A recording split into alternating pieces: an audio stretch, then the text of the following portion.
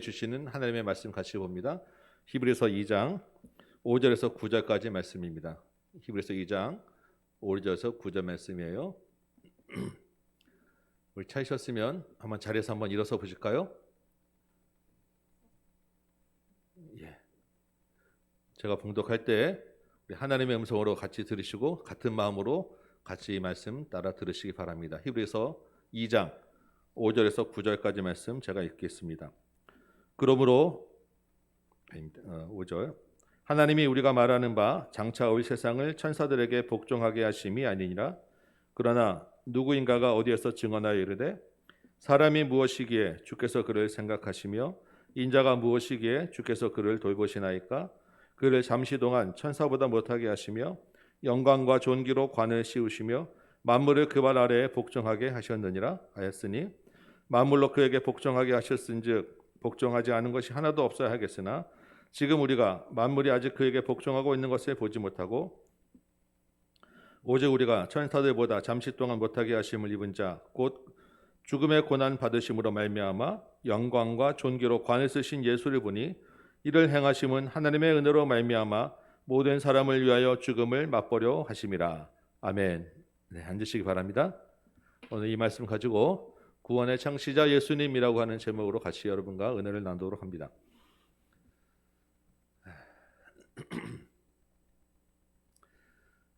코로나가 급속히 다시 퍼지면서 이렇게 여러분과 떨어져서 말씀을 나누어야 되는 안타까운 상황이 되었습니다. 오늘 설교를 어떻게 시작할까 생각하는 중에 이 말씀을 좀 같이 나누어야 되겠다, 이 이야기를 좀 해야 되겠다 하는 생각이 좀 들었습니다. 아마 주께서 설교자를 통하여 주시는 말씀이라고 생각됩니다. 여러분, 아까 우리 설교도 나왔지만 지난주 설교 제목을 기억하십니까? 흘러 떠내려가지 않도록 하라라는 말씀이었어요. 예수 안에서 구원받은 상속자가 되었는데 그 큰 구원의 은혜를 등한히 여기면 시류에 떠내려가는 배같이 된다는 경고의 말씀입니다. 떠내려가지 않으려면 어떻게 된다고 했죠? 지난주 암송 말씀이었고 오늘 아까 어린 설교 나왔습니다. 들은 것에 더욱 유념하라라고 하였습니다. 들은 것이 무엇입니까?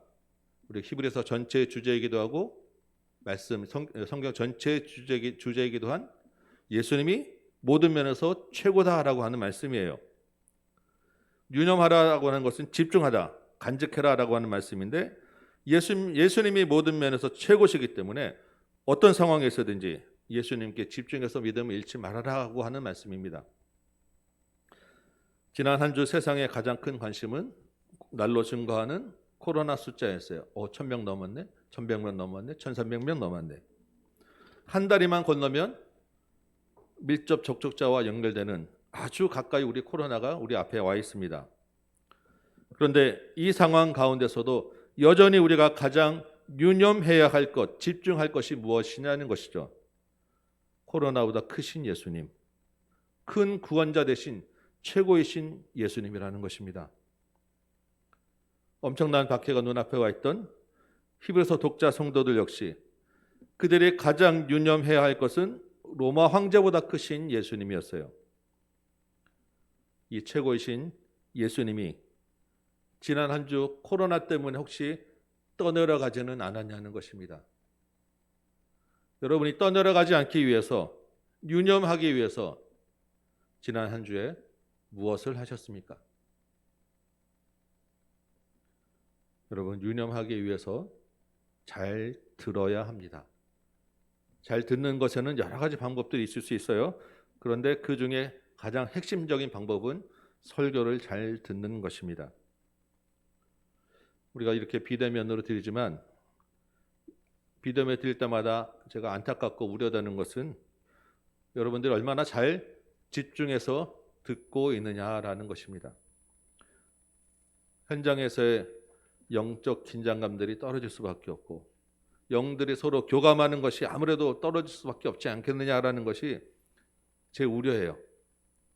당장 저도 앞에 아무도 안 계시니까 이렇게 멀리 화면으로 조그맣게밖에 안 보이니까 말하기가 훨씬 더 어렵습니다. 여러분, 이 시간은 우리의 생명이 걸린 문제입니다. 우리가 떠내려가지 않도록 잘 들으시기 바랍니다. 매주마다 하나님의 말씀은 다 중요하고 모든 말씀이 다 중요한데 오늘 우리가 함께 나눌 주제는 정말 중요한 말씀이네요. 히브리서 1장에서 최고이신 예수님 설명하면서 천사와 비교했죠.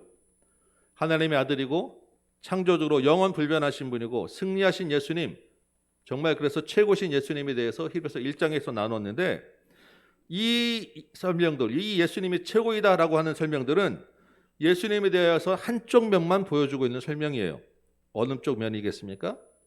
예수님의 신성, 하나님이신 예수님, 예수님의 신성에 대한 설명을 집중적으로 다뤘단 말이에요. 그런데 하나님이신 예수님, 이 예수님의 신성만으로는 사실 우리와 별 상관이 없습니다. 좀 이상한 말이겠지만 하나님이신 예수님은 여전히 우리는 죄인으로 가까이 할 수 없는 분이라는 거예요. 거룩하신 분이기 때문에 우리는 그 하나님 앞에 심판의 대상일 뿐이기 때문에 그 예수님의 신성만으로는 우리와 별 관계가 없어요. 이해되십니까? 무슨 말인지? 이 최고이신 예수님이 우리에게 중요한 것은 이 하나님인 예수님이 인간으로 오셨기 때문이에요. 우리처럼 고난도 받으시고 심지어 죽으셨기 때문이에요. 죽으신 것으로 끝이 아니라 부활하셨기 때문에 죽음을 이기셨기 때문입니다. 오늘 본문이 바로 이 예수님의 낮아지심, 예수님의 인성에 대한 말씀을 하고 있어요. 그러면서 우리 인간이 겪어야 될 가장 큰 두려움인 죽음에 대한 문제를 다루고 있습니다. 히브리서 독자들이 당면한 가장 큰 문제, 죽음에 대한 두려움이었어요. 우리도 인생에서 가장 넘어야 될 큰 산은 역시 죽음에 대한 두려움 아니겠습니까? 이 문제를 인간으로 오신 예수님과 함께 넘어야 한다는 것입니다. 이런 중요한 주제를 다루고 있을 만큼 조금 딱딱할 수 있지만 여러분 잘 들으시기 바랍니다. 5절 말씀 볼까요? 5절 보면 하나님께서 지금 우리가 말하는 장차 올 세상을 천사들의 지배 아래 두신 것이 아니라고 합니다. 그럼 누구에게 두셨을까요? 6절부터 구약의 말씀을 인용해서 설명을 하고 있습니다. 6절 보니까 어떤 이가 성경 어딘가에서 이렇게 증언하였다라고 하죠. 그러면서 구약을 인용하는데 여기에서 이 어떤 이는 다윗입니다. 그리고 성경 어딘가는 시편 8편이에요. 모를 수가 없는 너무나 유명하고 너무나 중요한 구절입니다. 그런데 이 히브리서 목사님이 이렇게 이야기한 것은 다윗이 중요하지 않기 때문이에요. 이렇게 이 본문이 가리키는 누군가를 더 부각시키기 위함입니다. 그게 누구겠어요? 예수님이기 때문에 그렇습니다. 여러분 자막 한번 좀 띄워봐 주실래요? 예. 보이십니까? 시편 8편 4절에서 6절까지 말씀, 오늘 성경이 인용한 말씀입니다. 이 말씀은 여러분 잘 아실 거예요. 이 말씀 앞에 있는 2절 3절에는 주의 손가락으로 지으신 해와 달과 별을 보니 내가 참 하나님의 솜씨가 큽니다라고 하는 고백들이 이어지면서 4절에 사람이 무엇이기에 인자가 무엇이기에 이렇게 연결되는 것입니다.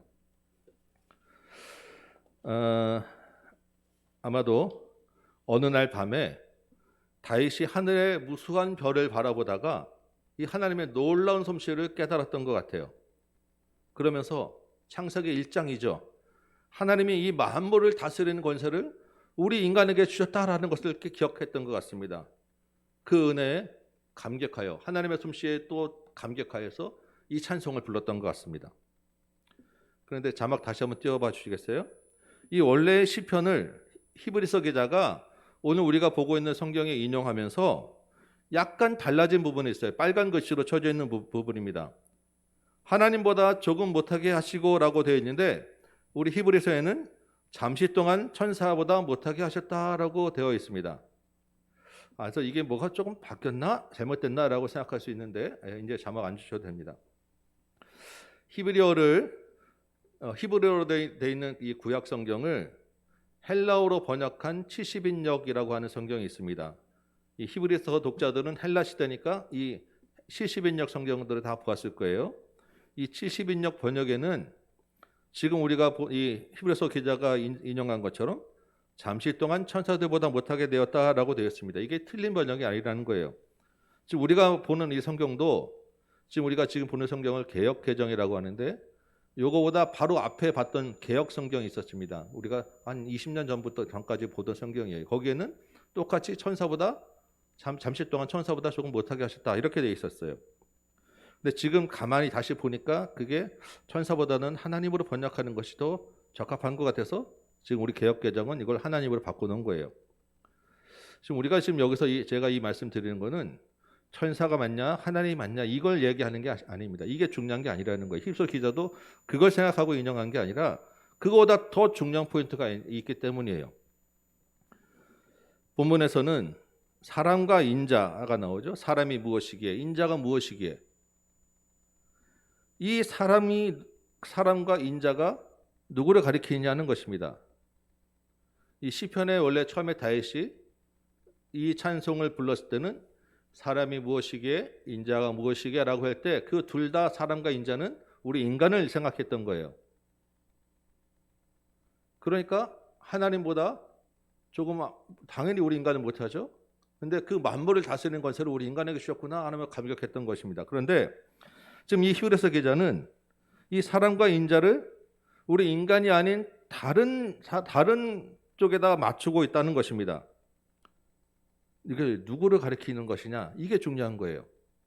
9절 말씀을 한번 볼까요? 9절 보니까 이렇게 되어 있습니다. 천사들보다 잠시 동안 못하게 하심을 입은 자 곧 죽음의 고난 받으심으로 말미암아 영광과 존귀로 관을 쓰시니라고 되어 있죠. 이게 누구라고요? 예수님. 히브리서 기자는 천사보다 조금 못하게 한 잠시 동안 조금 못하게 한 이 대상이 예수님이라고 지금 이야기하고 있는 것입니다. 여기가 아주 중요한 포인트가 되는 거예요. 자, 한번 이제 제 설명을 들으시기 바랍니다. 시편에 있는 대로 하나님의 원래 창조는 우리 인간을 만물을 다스리는 하나님의 형상으로 지으신 거예요. 하나님이 인간을 이렇게 높게 창조하셨어요. 그게 창세기 1장, 2장까지였습니다. 그렇죠? 그런데 창세기 3장에서 어떤 일이 일어납니까?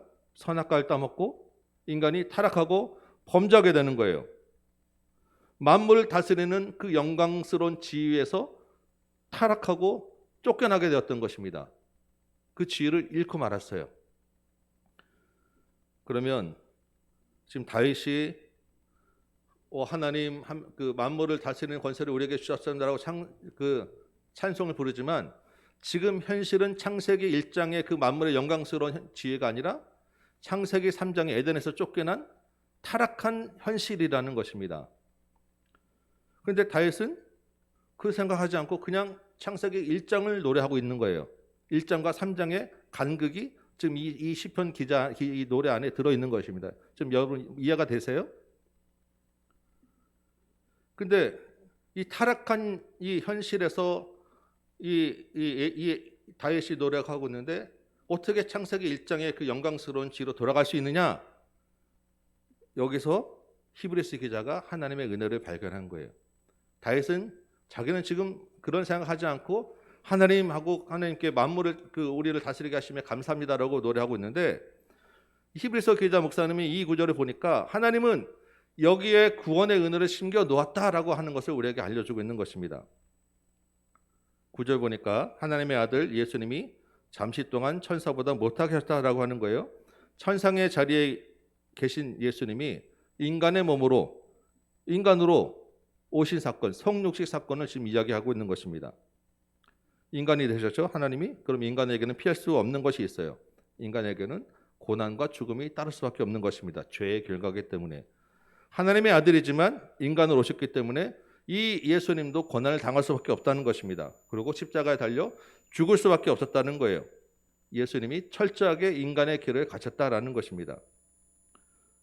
예수님이 인간의 길을 가서 그냥 죽으셨으면 거기서 끝났으면 그냥 그걸로 더 이상 아무 얘기도 할 얘기가 없는데 예수님이 다시 영광과 존귀로 관을 쓰게 되셨다라는 것이죠. 무슨 사건입니까? 부활하신 거 다시 승천하셔서 하나님의 그 보좌 자리에 높은 자리로 올라간 사건을 이야기하는 거예요. 이 기간 동안이 잠시 동안이라는 것입니다. 우리 인간을 위하여 하나님의 아들이 죽음을 맛보게 된 것이 하나님의 은혜로 된 것이다라고 지금 9절에서 이야기해 주고 있는 거예요. 이 은혜, 하나님의 아들이 낮아지신 이 은혜가 10절에서 이런 결과를 낳았다라고 지금 이야기해 주는데 10절 말이 좀 어렵습니다. 근데 10절 말이 어렵지만 사실은 우리가 다 아는 이야기예요. 만물이 그를 위하고 또한 그로 말미암으니, 이건 하나님이죠. 창조하신 창조주 하나님을 이야기하는 것입니다. 근데 그 하나님이 많은 아들들을 영광에 들어가게 하셨다는 거예요. 많은 아들들이 누구겠습니까? 하나님을 믿는 백성들, 저와 여러분을 이야기하는 것입니다. 우리 인간을 구원하셨다는 거예요. 그런데 이 일을 누굴 통해서? 구원의 창시자가 되는 예수님의 고난을 통해서 이 일을 하셨다라는 것입니다. 창시자라는 하는 것은 개척자, 새로운 길을 열었다는 것이죠. 예수님이 고난받고 죽으심으로 구원의 길을 처음 열었다라는 것입니다. 그래서 예수님이 연 길을 따라가면 많은 아들들이 구원에 갈 수 있게 되었다라고 10절에서 이야기해 주고 있는 것입니다. 말은 좀 어렵지만 다시 우리가 다 알고 있는 말씀이에요. 이 말씀이 실제로 다시 우리에게 얼마나 들어와 있느냐가 중요한 것이죠. 11절 보니까 이렇게 되어 있습니다. 거룩하게 하시는 이 누구겠어요? 예수님.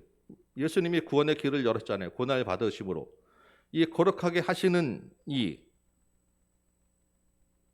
그리고 거룩하게 함을 입은 자, 이거는 거룩하게 하시는 이인 예수님을 통해서 거룩하게 함을 입은 우리 인간을 말하는 것이죠.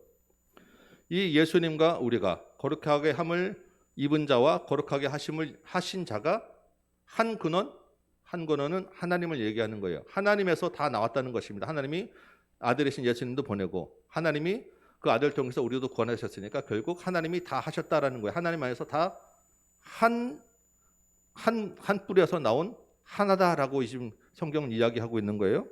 그러니까 같이 하나니까 예수님이 이 우리들 형제라고 부르기에 부끄러워하지 않으셨다라고 지금 이야기하고 있는 것입니다. 실제로 예수님이 복음서에서 부활하신 후에 제자들을 형제라고 부르시고 있어요. 여러 군데에서. 이게 사실 여러분 그냥 이게 뭐 그런가 보다 하고 그냥 좀 무슨 말인지 이럴 수 있는데 굉장히 이게 놀라운 사건입니다. 여러분 집에서 강아지 많이 키우시죠? 예를 들어서 강아지를 길에서 주워다가 길 잃은 강아지를 데리고 와서 씻기고 먹이고 옷을 잘 입히고 잘 대해 주었습니다. 잘 기르고 있어요. 여러분 그 강아지와 여러분이 형제입니까? 그 강아지를 여러분이 형제라고 부르는 것이 마땅합니까? 요즘은 강아지를 자식이라고 부르시는 분들도 있으니까 강아지를 개미라고 한번 바꿔 생각해 보시기 바랍니다. 개미. 여러분이 아무리 개미를 귀하게 여긴다고 한들 개미를 집에 데려와서 키우고 먹이고 옷 입히고 잘 대해서 귀한 자리에 올려놓았다고 한들 여러분과 개미가 같은 한 형제가 되겠습니까? 개미를 향하여 오 형제 하고 여러분 마이 브라더 부르실 수 있는 것입니까? 강아지나 개미하고 우리하고는 차원이 다른 존재 아닙니까? 완전히 형제가 될 수 없는, 정말로 비교할 수 없는 차원이 다른 존재인데 예수님과 우리는 그거보다 훨씬 더 비교할 수 없는 차원임에도 불구하고 예수님이 우리를 형제라고 부르셨다는 것입니다. 그리고 그 형제라고 부르는데 전혀 주저하지도 않고 부끄러워하지도 않았다는 거예요. 형제라고 부르는 것만으로도 감당하기 어려운 은혜인데 13절 보니까 예수님이 우리를 하나님께서 내게 주신 자녀라고 부르고 있다는 것입니다. 형제라고 하는 것은 사실 굉장히 가까운 사이죠. 근데 꼭 혈육이 아니더라도 우리가 형제라고 부를 수 있어요. 친한 사람 보면서 형제요, 브라더, 우리 안에서도 그냥 그렇게 부를 수 있는 건 아닙니까? 그렇지만 자녀는 정말 또 다른 문제예요. 자녀는 피가 섞인 사이고요. 재산을 완전히 같이 공유해야 되는 거고요. 같은 한 공동체로 묶여있는 사이가 되는 것입니다. 자녀는 아무나 될 수 있는 게 아니에요. 그렇기 때문에 입양해서 마음으로 낳은 자녀로 기른다는 것은 정말 대단한 사랑과 희생인 것입니다. 예수님이 이번에는 형제가 아니라 우리를 자녀라고 선언하신 것입니다. 정말로 긴밀한 관계, 그야말로 하나된 관계로 인정해 주셨다는 거예요. 예수님이 우리를 형제라고 부르고 자녀라고 하시는데 우리가 서로 형제가 아니라고 한다면 너무 이상하지 않겠습니까? 교회 먼저 나온 자나 늦게 믿은 자나 직업이나 재력이 어떠하든 간에 서로의 성격이 맞고 안 맞고를 떠나서 우리가 서로 형제됨이 마땅하다는 것입니다. 말로만의 형제가 아니라 형제로서의 그 긴밀한 관계가 형성되어야 마땅하다는 것이고, 아픔과 괴로움을 나누고 기쁨과 속마음을 나눌 수 있어야 된다는 것이 마땅하다는 것이죠. 그런데 이 우리의 긴밀함도 중요하지만 우리와 예수님과의 긴밀함 더욱더 중요하다는 것입니다. 예수님이 우리와 형제요, 우리의 아버지 예수님과 우리는 자녀 관계 됐다는 것입니다. 피가 섞였다는 거예요. 주님과 더 가까이 가야 되고 더 긴밀한 관계가 있어야 된다는 것입니다. 그저 월삭 기도회 때도 말씀드렸죠. 우리가 이런 말을 해도 되나 할 정도로 우리 마음에 있는 것을 다 쏟아낼 수 있는 분이 우리 하나님이고 우리 예수님이라는 것입니다. 여러분, 우리에게는 정말 예수님이라는, 최고이신 예수님이라는 든든한 뒷배 배경이 있는 거예요. 예수님을 마음에 모시고 당당하게, 든든하게 이 세상을 살아가시기 바랍니다. 이렇게 예수님이 낮아지시는 은혜의 결과로 예수님이 형제가 되기도 하고 자녀라 부르시기도 하였죠. 이것만으로도 우리가 사실 굉장히 큰 은혜요, 큰 감당할 수 없는 그런 사건인데, 더 중요한 결과가 또 있습니다. 14절 말씀 볼게요. 14절 보니까 자녀들은, 우리 인간은 혈과 육체에 속하였다라고 합니다. 우리 몸이 살과 피로 되어 있다는 거예요. 그러면 예수님도 역시 인간으로 낮아지셨기 때문에 우리와 같이 살과 피를 가지게 되었다라고 합니다.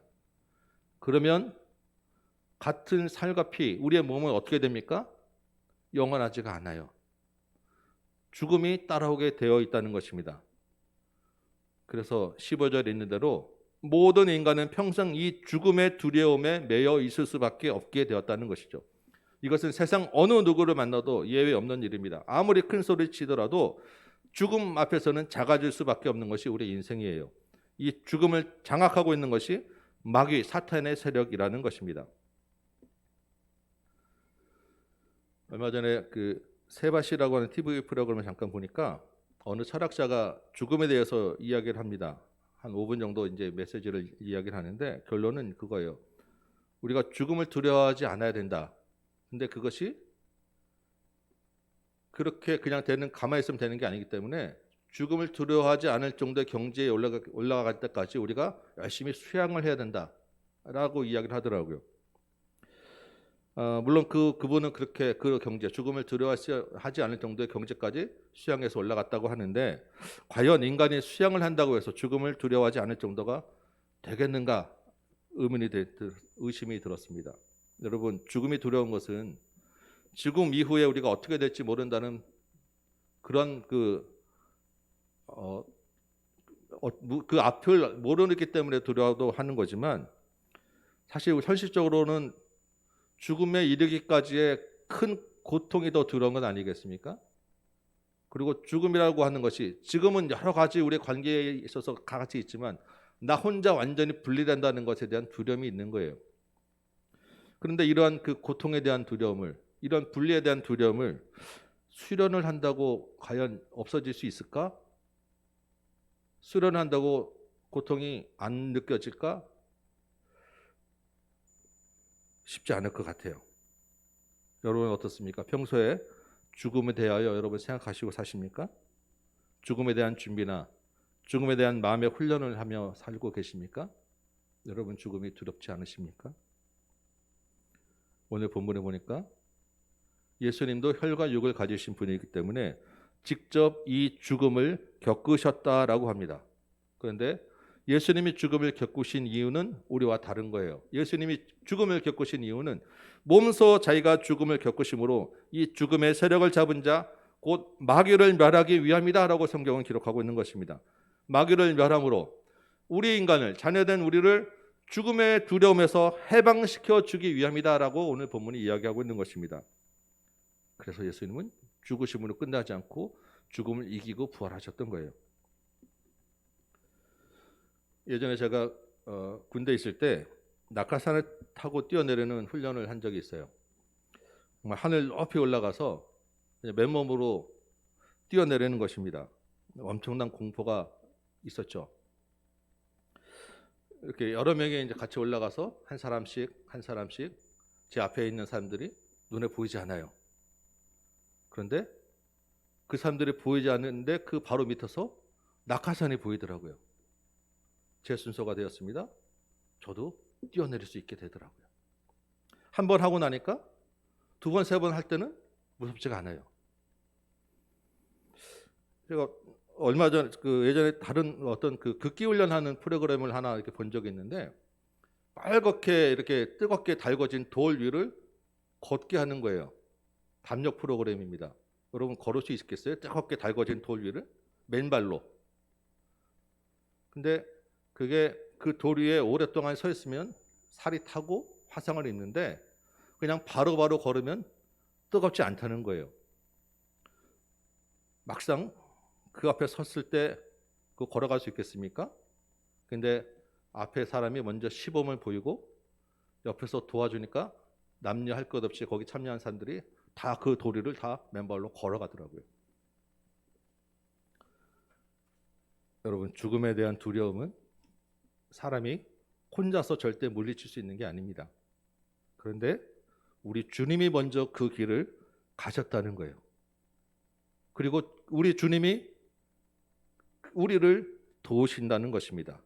이 예수를 믿음으로, 예수님으로 인하여 우리가 그 죽음의 두려움에서 벗어날 수 있게 되었다라는 것이죠. 그래서 16절에 이렇게 이야기합니다. 예수가 아브라함의 자손을 붙들어 주려 하심이라. 예수님이 죽으신 것은 천사를 붙들어 주려 하는 게 아니라 아브라함의 자손, 믿는 우리를 붙들어 주기 위함이라는 것입니다. 그래서 범사에 죽는 것까지도 형제들과 같이 되었다, 직접 죽음까지 겪으셨다라고 하는 것이고, 18절에서 그가 시험을 받아 고난 당하셨은즉 시험 받는 자들을 능히 도울 수 있느니라라고 오늘 암송한 말씀대로 확실하게 이야기해 주고 있는 것입니다. 여러분, 당해보지 않은 사람의 위로와 실제 당하고 이겨낸 사람의 격려는 차원이 다른 것 아니겠습니까? 힘이 있고 그 사람의 격려는 의지가 되는 거예요.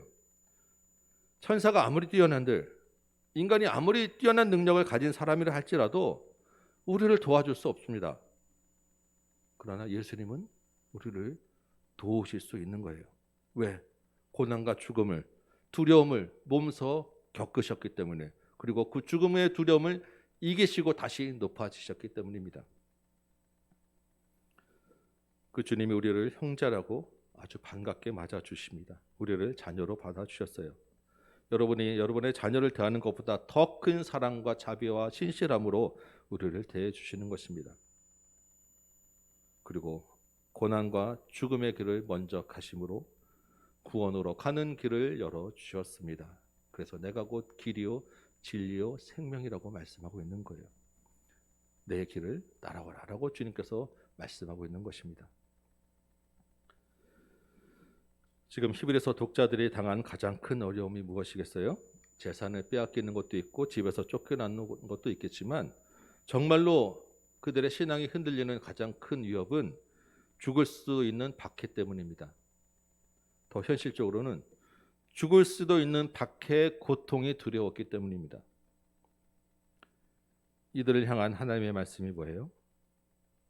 너희를 위하여 하나님의 아들 예수가 먼저 고통을 겪었다. 그 고난을 내가 당했다라는 것입니다. 그리고 그 죽음의 두려움을 내가 겪었고 알고 있고 이겼다라는 것입니다. 그래서 내가 너를 도와줄 수 있다. 내가 너와 함께 하겠다. 내가 너도 이기게 해주겠다라고 하는 말씀이에요. 그러니까 주님과 함께 죽음을 두려워하지 말고, 고통을 두려워하지 말고, 두려워하지 말라라고 하는 말씀을 주고 있는 것입니다. 이 믿음 가지고, 이 말씀을 붙잡고 주님의 도우심을 받아서 주기철 목사님과 같은 분이 그 어려운 환경 가운데서 고난을 이기시고 죽음을 당하셨던 거예요. 믿음의 선배들이 그 길을 갈 수 있었던 것입니다. 우리 앞에서 먼저 시범을 보여준 사람들이 있는 거예요. 여러분, 우리는 이 땅에서 많은 고난을 당할 것이고 두려움을 겪게 될 것입니다. 그리고 지금 고난과 두려움 가운데 있기도 하지요. 무엇보다 가장 큰 것은 죽음일 것입니다. 이것은 우리가 예수를 믿는다고 해서 사라지지 않습니다. 예수를 믿는다고 해도 여전히 고난이 있고 두려움이 있고 죽음 앞에 직면하게 될 것입니다. 달라지는 것은 그것들을 대하는 우리의 마음과 태도예요. 두려움에 매여서 종노릇하는 것이 아니라 당당하게 그것들을 이겨나갈 수 있는 것이 성도라는 것입니다. 왜? 이미 몸소 겪으신 주님이 우리와 함께 하시고 도우시기 때문이에요. 그래서 성도가 당하는 고난과 성도의 죽음은 그 자체가 하나님을 증거하는 증인이 되는 것입니다. 하나님의 은혜로 예수를 믿게 된 저와 여러분, 주님과 함께 이 구원의 길을 끝까지 가시기 바랍니다. 고난과 죽음이라고 하는 문제 앞에서도 최고이신 예수님을 기억하시기 바랍니다.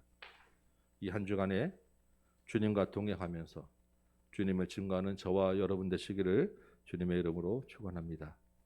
찬송